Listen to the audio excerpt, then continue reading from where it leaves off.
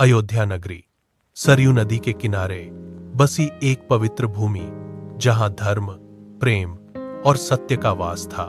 यहीं पर राज्य करते थे राजा दशरथ, एक महान, न्यायप्रिय और पराक्रमी राजा।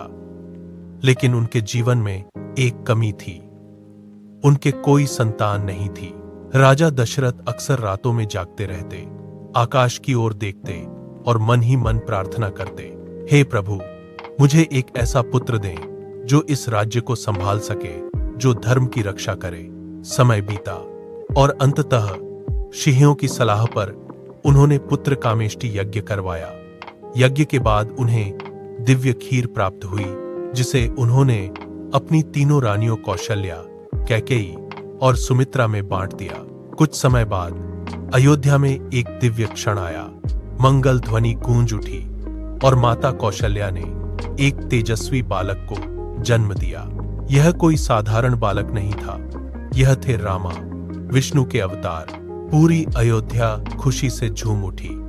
लोगों ने दीप जलाए, मिठाइयां बांटी और हर ओर एक ही नाम गूंजने लगा, जय श्री राम।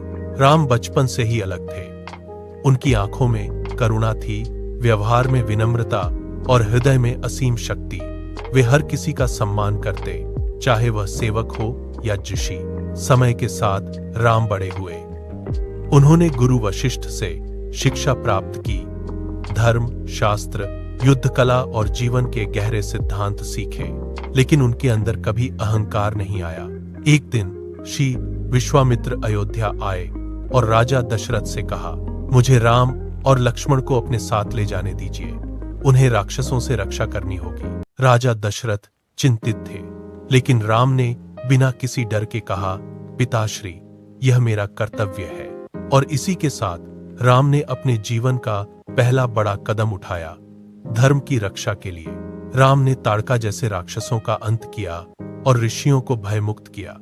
यह उनके पराक्रम की शुरुआत थी। इसके बाद वे जनकपुरी पहुंचे, जहां माता सीता का स्वयंवर था। शर्त थी, जो शिव धनुष को उठाकर तोड़ देगा, वही सीता से विवाह करेगा। दुनिया भर के राजाओं ने प्रयास किया, लेकिन कोई भी धनुष को हिला तक नहीं पाया। तभी राम आगे बढ़े, शांत, विनम्र और आत्मविश्वास से भरे हुए।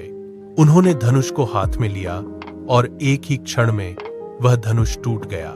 पूरी सभा स्तब्ध रह गई और इसी के साथ राम और सीता का विवाह हुआ, एक पवित्र और दिव्य मिलन। अयोध्या लौटने के बाद सब कुछ शांत और सुखद था। समय बीता और एक दिन राजा दशरथ ने निर्णय लिया कि अब राम को राजा बनाया जाए।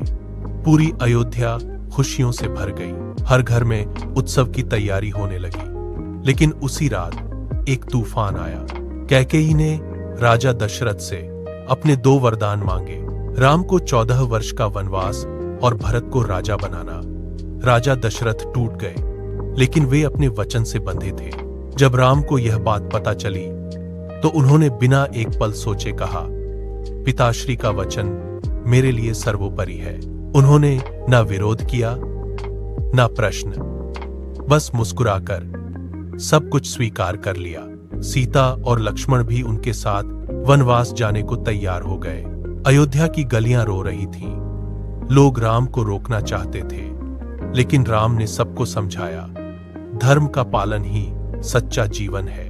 और इसी के साथ वे वन की ओर चल पड़े, राजा होकर भी एक साधारण जीवन जीने के लिए। वन में उन्होंने कई कठिनाइयों का सामना किया, लेकिन कभी शिकायत नहीं की।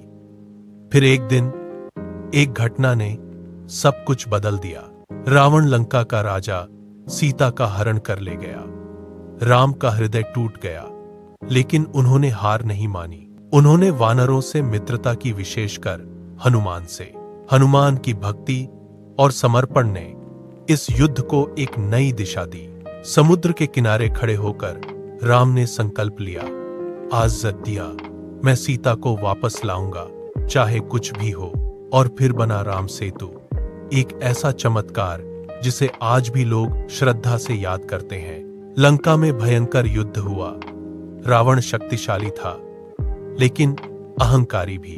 अंततः राम ने रावण का वध किया और यह सिद्ध किया कि सत्य और धर्म की हमेशा जीत होती है। सीता को वापस लेकर राम अयोध्या लौटे और उनका भव्य स्वागत हुआ।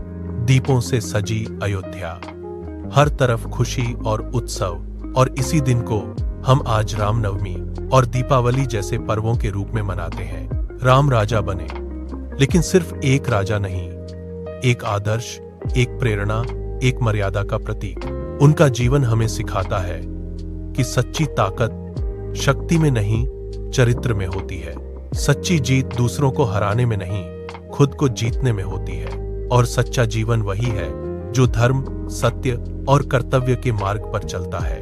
यही कारण है कि आज भी करोड़ों लोग एक ही नाम लेते हैं, जय श्री राम।